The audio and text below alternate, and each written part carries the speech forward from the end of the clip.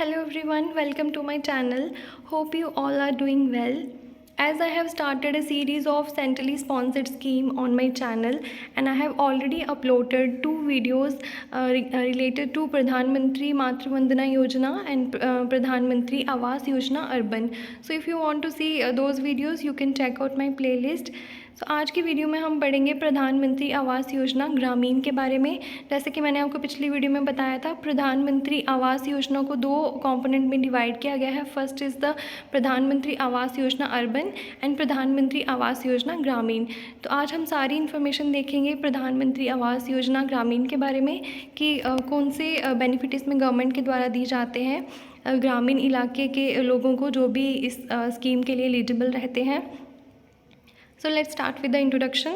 The Pradhan Mantri Awas Yojana Gramin has been devised in line with government's commitment to provide housing for all by 2022 in the rural areas. तो प्रधानमंत्री आवास योजना ग्रामीण basically इसका aim क्या है? To provide housing for all by 2022।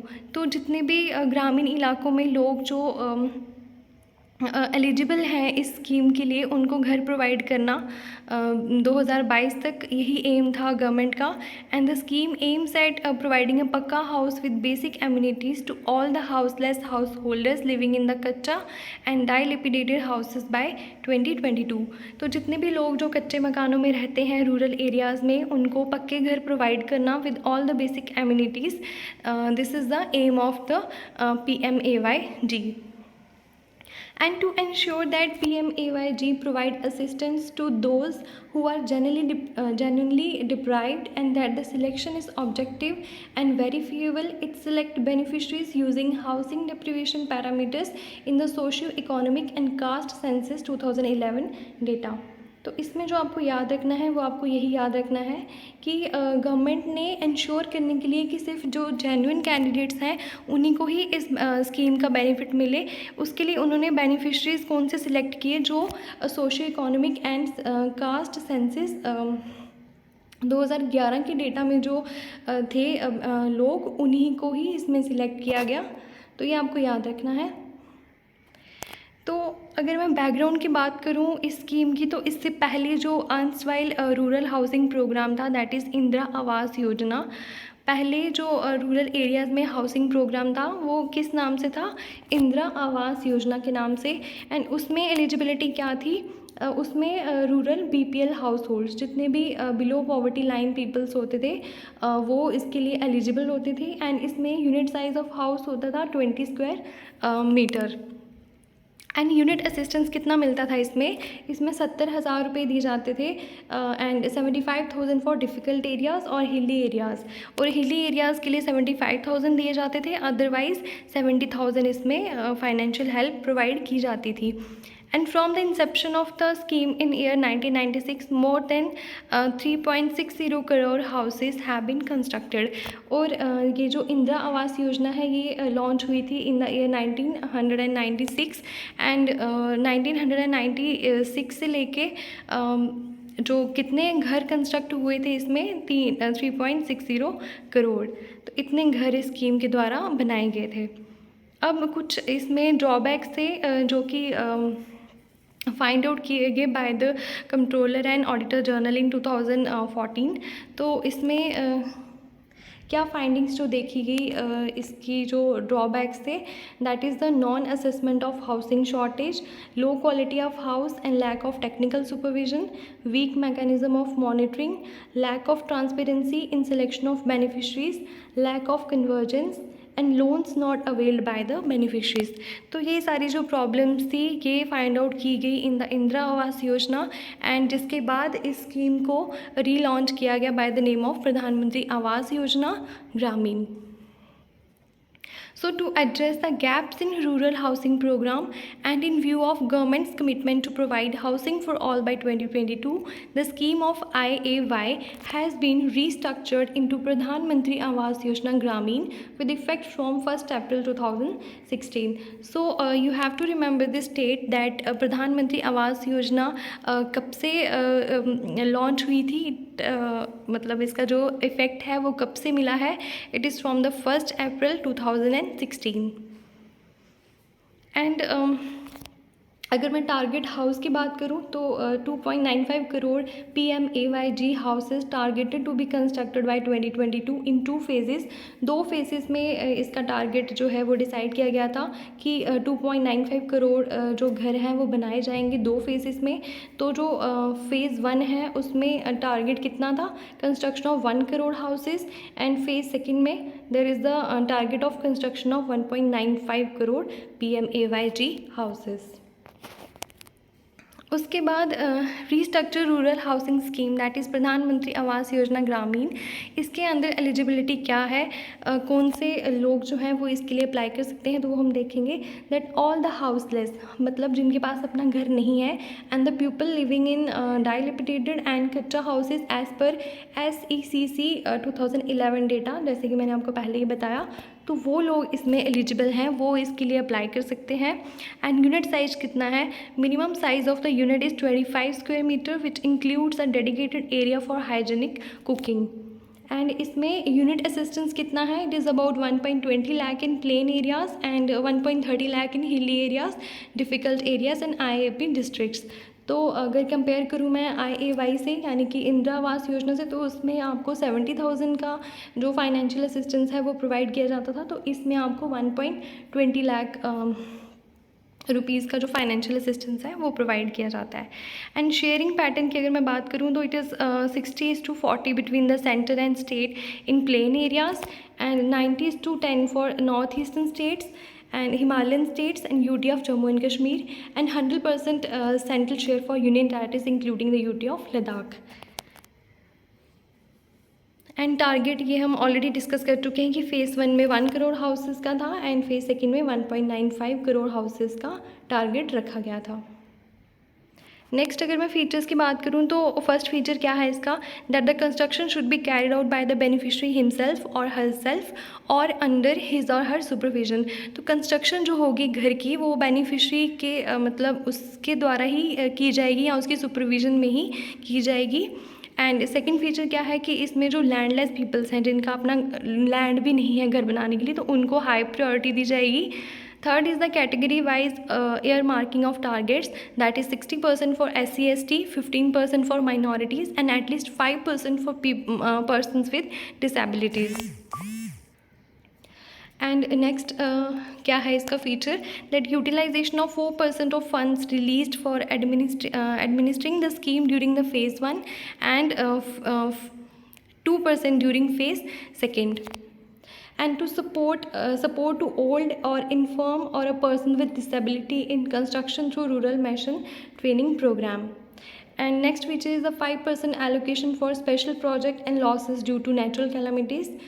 And the seventh feature is the dedicated program management unit at state, district and block level, empowered committee which is approving the annual allocation, special projects, difficult areas, and saturation approach, that is the mission Antyodaya villages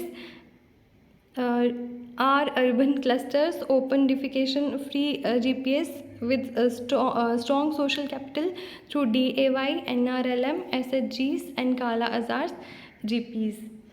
And next is the scheme is monitored by the area officers, field visits by ministry officers, state officials and various field functionaries, and PMAYG also has a provision of social audit for better accountability। तो ये सारे features हैं PMAYG के। And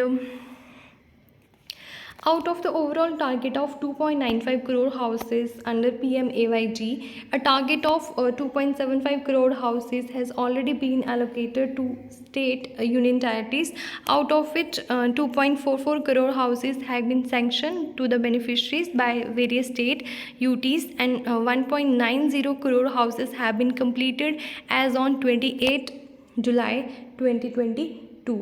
So this is the recent data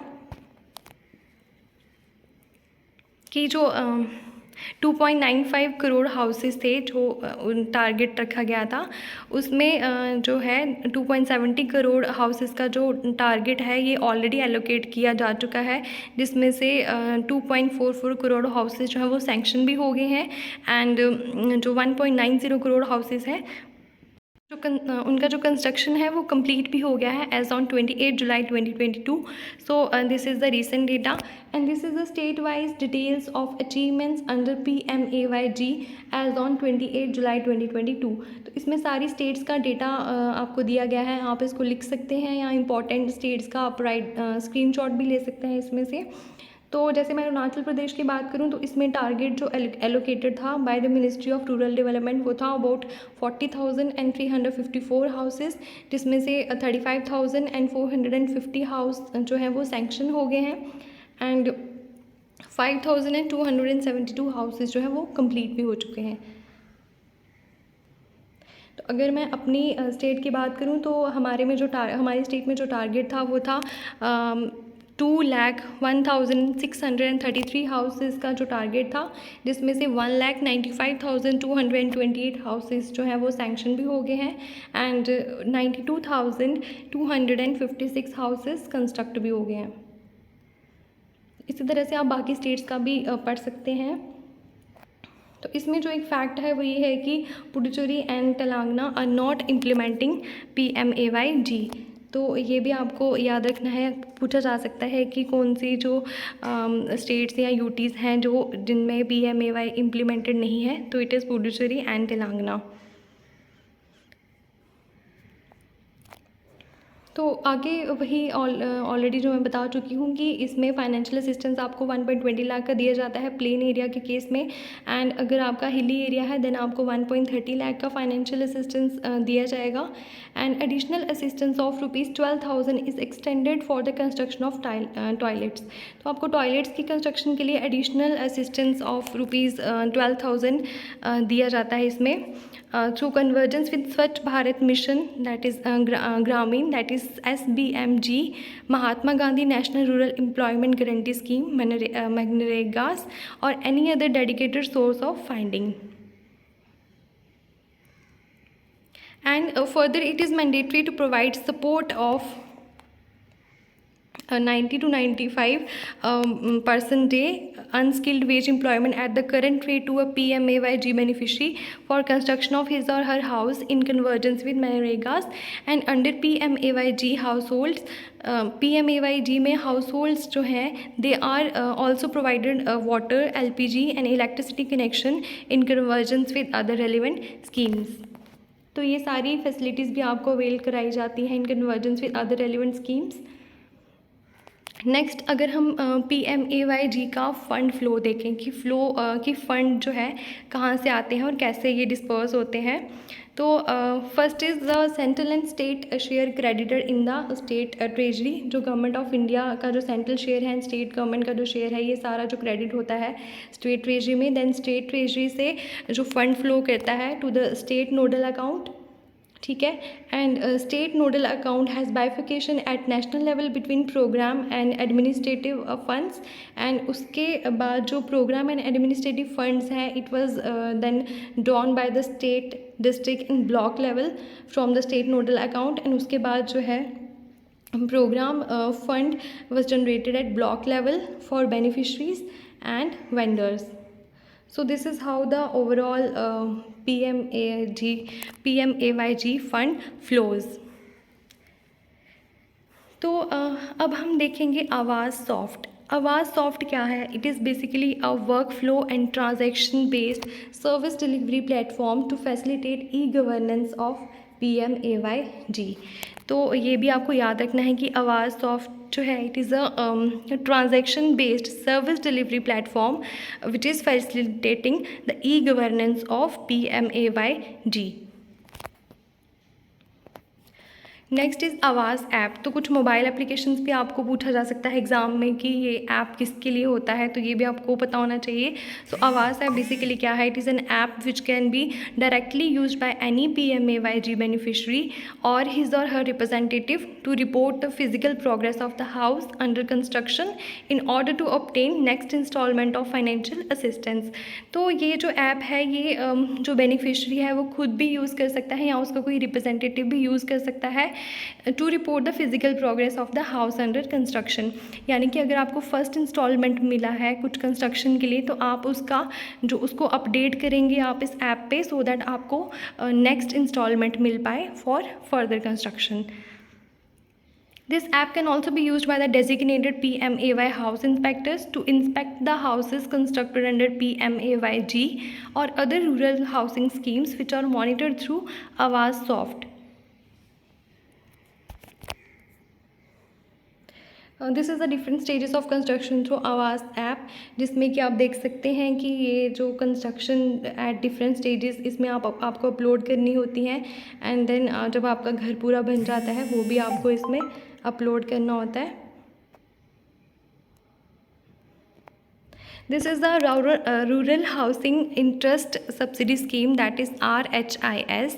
तो RHIS जो scheme है ये भी आपको प्रधानमंत्री आवास योजना ग्रामीण के अंदर ही आती है, जिसमें आपको जो रूरल हाउसिंग का जो इंटरेस्ट है वो सब्सिडी रेट पे प्रोवाइड किया जाता है, and it is approved by the union cabinet on 24 January 2017, and interest subsidy at the rate of 3% on maximum principal amount of subsidy is rupees 2 lakh। तो ये आपको याद रखना है कि 3% इंटरेस्ट रेट पे आपको इसमें जो है वो लोन प्रोवाइड किया जाता है।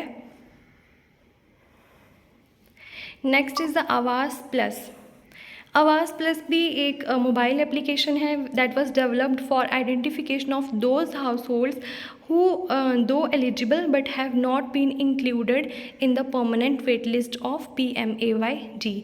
तो इसमें आवास प्लस जो है ये मोबाइल एप्लीकेशन है जो किन लोगों को आइडेंटिफाई करने के लिए बनाया गया है, जो लोग एलिजिबल हैं बट वो जो परमानेंट वेट लिस्ट है PMAYG की उसमें इंक्लूडेड नहीं है।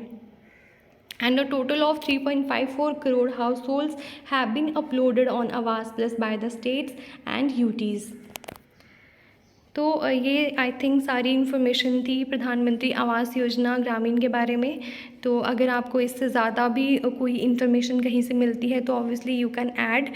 एंड जो लास्ट फैक्ट इसमें मैं डिस्कस करूँगी वो ये है कि Sadhvi Niranjan Jyoti, she was the Minister of State for Consumer Affairs, Food and Public Distribution and Rural Development, Government of India। तो ये भी आप याद रख सकते हैं, आपको ये भी एग्जाम में पूछा जा सकता है कि who is the minister of rural development government of India. So she is the minister of rural development government of India, that is Sadhvi Niranjan Jyoti। So if you like the video you can share it with your friends also, and in the next video I will come up with one more centrally sponsored scheme. Thank you.